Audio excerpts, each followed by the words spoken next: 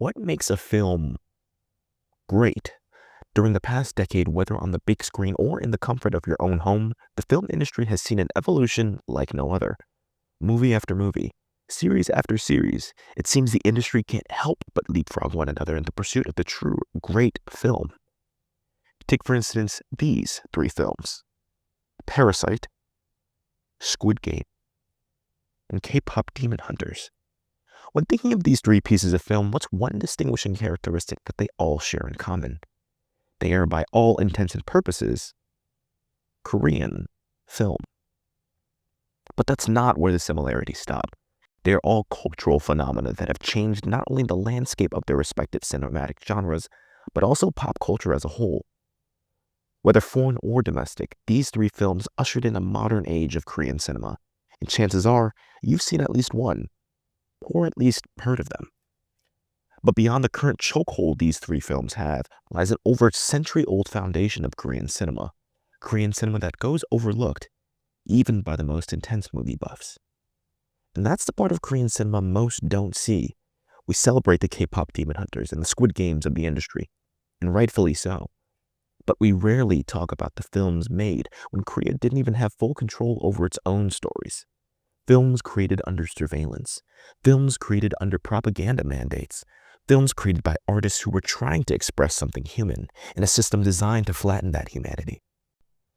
And that shows up both on the surface and on a meta level in Lee Byung-il's 1941 Spring on the Korean Peninsula, appearing as both an artistic rendition and a historical timepiece. It's a film that encapsulates a story of creative expression, despite identity being squeezed by colonial rule. A film that uncovers these little bits of creative and traditional expression of identity as a form of a visual time capsule of Korea's defiance. It's a film whose reputation is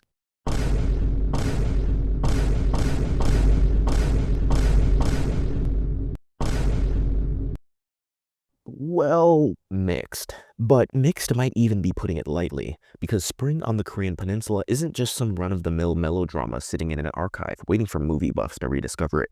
It's a film tangled up in discomfort, a constant reminder of a time when movies weren't just entertainment. They were instruments, tools, carefully supervised cultural products shaped in the shadow of an empire. See, this film wasn't made in a vacuum. It was made during the Japanese occupation, a time when Korea didn't get to decide what stories were told, what language they were told in, or even what Korean characters were allowed to be represented on screen. Everything had to pass through layers of censorship, approval, and ideological filtering. So the question becomes, how do you judge a film that wasn't fully allowed to be itself? Is it fair to call it propaganda? Is it fair to call it Korean cinema? Is it fair to judge the entire direction when the industry was being held on a leash? Is it fair to call it great? That tension, that push and pull, is exactly why this film gets the side eye by enthusiasts. Because on one hand, yes, the movie ends with a straight-up colonial message about Japan and Korea being one nation. That's not subtext, that's text. It's right there. But on the other hand, there's something else under the surface. A quiet heartbeat. Small glimmers where Korean identity slips through the cracks. In the shots, in the language, in the folktale they choose to adapt, in the gaze or moment of hesitation that feels too genuine to be propaganda. So today, let's dig into why this film ends up as a forgotten propaganda piece, one present in Korea's most disliked list, and why, despite everything, it still matters. Because to understand the Korea of Parasite and Squid Game, you kind of have to understand the Korea of films like this one too. But where do we even begin? Oh yeah, that's right. 1910, the official annexation of Korea by Japan. Suddenly, Korea wasn't just a country under foreign influence. It was a colony. A territory where nearly every aspect of daily life was monitored, controlled, and reshaped to fit Japan's vision. Schools taught Japanese history instead of Korean. Newspapers and books were censored. And film became one of the empire's most powerful tools. Everything on screen had to be approved. Scripts were read, revised, sometimes destroyed. Characters, dialogue, even the smallest gestures could be flagged if they didn't align with the Japanese narrative. By the 1930s, the restrictions weren't just suggestions. They were ironclad rules.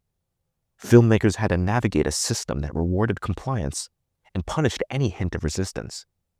So when we watch films of that era, we're watching a story that had to survive under constant surveillance, under tight censorship, under a regime that wanted to dictate what it meant to be Korean. And that's where we meet Lee Byung-il. Born in 1910 in the present-day North Korea, Lee, before becoming known as the father of Korean comedy, was a filmmaker caught in the middle of it all. A Korean director trying to make art under occupation, learning the rules from the very system that controlled him. He didn't just stumble into cinema. He trained in Japanese studios, absorbing the techniques, the discipline, the machinery of filmmaking, all while knowing that what he learned would have to be bent, twisted, or hidden to fit Korea. It's like being handed the keys to a car you can't fully drive on a road someone else built. And that's exactly the lens through which we need to see Spring on the Korean Peninsula. So what is Spring on the Korean Peninsula? It's not just a melodrama. It's a film within a film, a meta-commentary on creation under pressure, power, and survival. At its surface, it adapts the classic Korean folktale, the tale of Chunhyang, Korea's Romeo and Juliet. But it also reflects the very real constraints of a colonized society. Producer Lee Young-il and the director Ho Hoon are trapped in a constant struggle, chasing funding, defending artistic vision, and negotiating with a world that demands compromise. Their original lead, Anna, quits, throwing the production into chaos. Enter Jung-hee, an earnest, ambitious actress, willing to trade her own happiness for the survival of the project. This isn't merely a story about filmmaking. It's about the personal cost of creation, all under the stifling thumb of colonial rule. The first layer of propaganda lies in the impossibility of independence. When Young-il and Ho Hoon attempt to go independent, they fail spectacularly. Their idealism, passion, conscience, talent is insufficient against the machinery of money and bureaucracy. In this scene, a colleague delivers the blunt lesson. Artistic passion alone does not make a film. It takes capital and organizational planning. 한 개의 좋은 영화는 단지 예술적 양심과 열성만으로도 불가능합니다. 역시 확실한 자본과 조직적 계획 밑에서야만 되는 줄을 압니다. The message is clear. The empire positions itself as the necessary gatekeeper, teaching that success without obedience is impossible. This failure of independence isn't just logistical, it's ideological. When the studio is absorbed by a new, empire-aligned company, the stakes shift. This inauguration speech explicitly commands films to glorify Naisen Itai, Japan and Korea as one, and to celebrate the duty of imperial subjects. Here, propaganda is no longer subtle. It's a direct mandate. この時に際し、大衆の向かうところを明らかにし、その生活の向上を図り、内戦一体の大旗のもとに The movie is framed as a triumph of obedience, not artistic vision. But there's just one issue I have with all of this. The claims of propaganda, the true cost of Japanese colonial living. It's a lived life that Spring on the Korean Peninsula emphasizes, no doubt, but it's an important piece in a history that I can only look at from the outside in. I didn't live during those times. Up until now, my analysis of what the history meant was only just that, an analysis. To me, it didn't feel authentic. So, is that it? Is that where the story ends? Just analysis, just interpretation? Always one step removed from the truth? But maybe that's just how it is.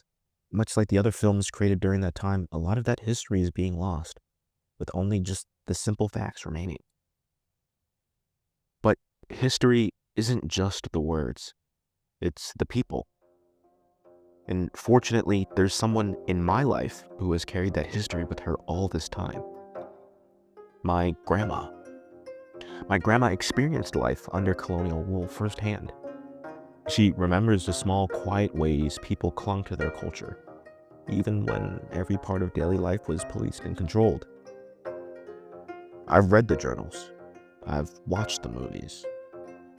But history is still living. And she's waiting for me. 안녕하셨어요. 제 이름은 한금이고요.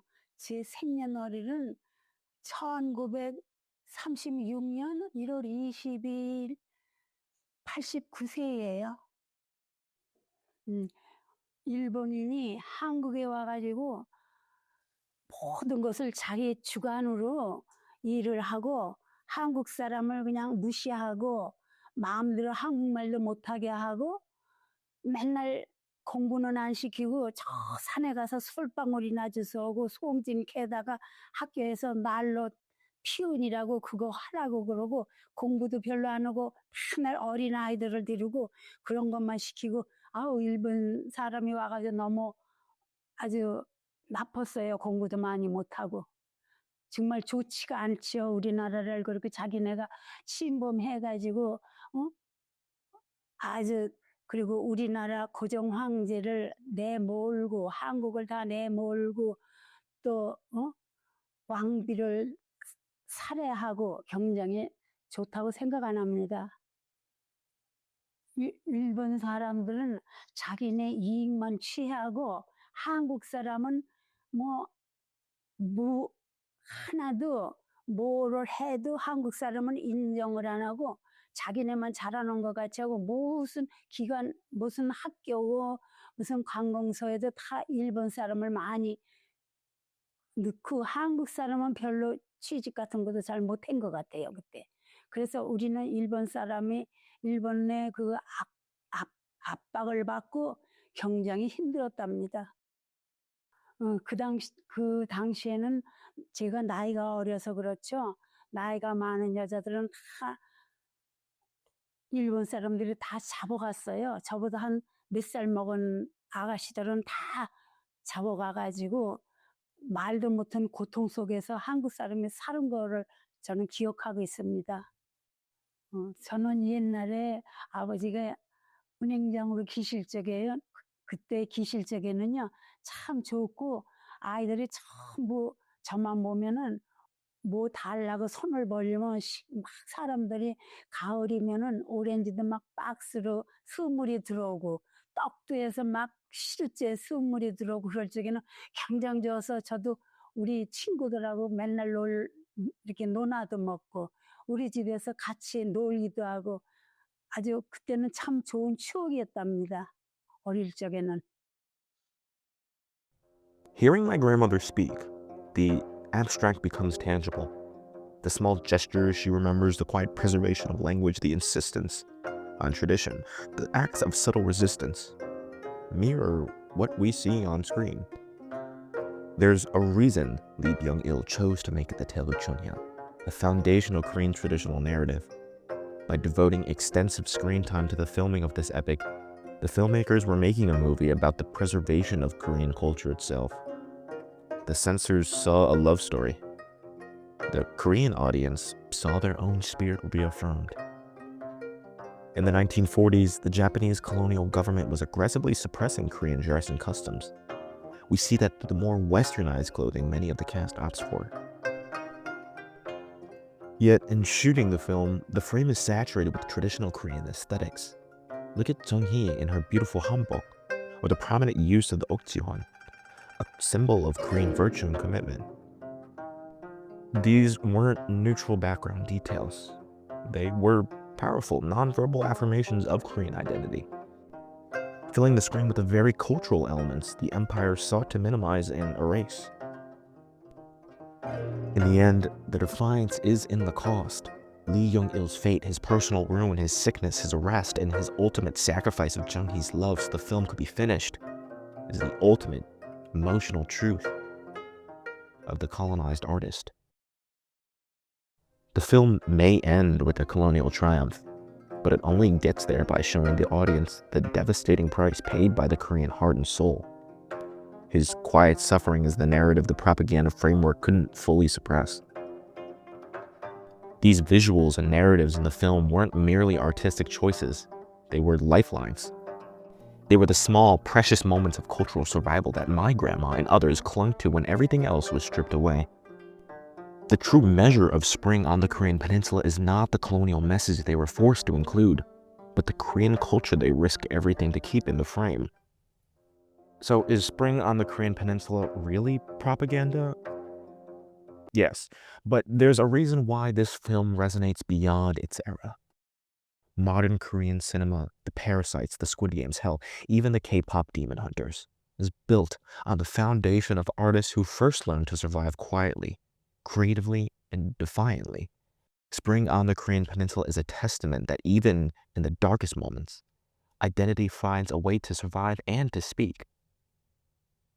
Which is why spring on the Korean Peninsula, for all that it is worth, is great.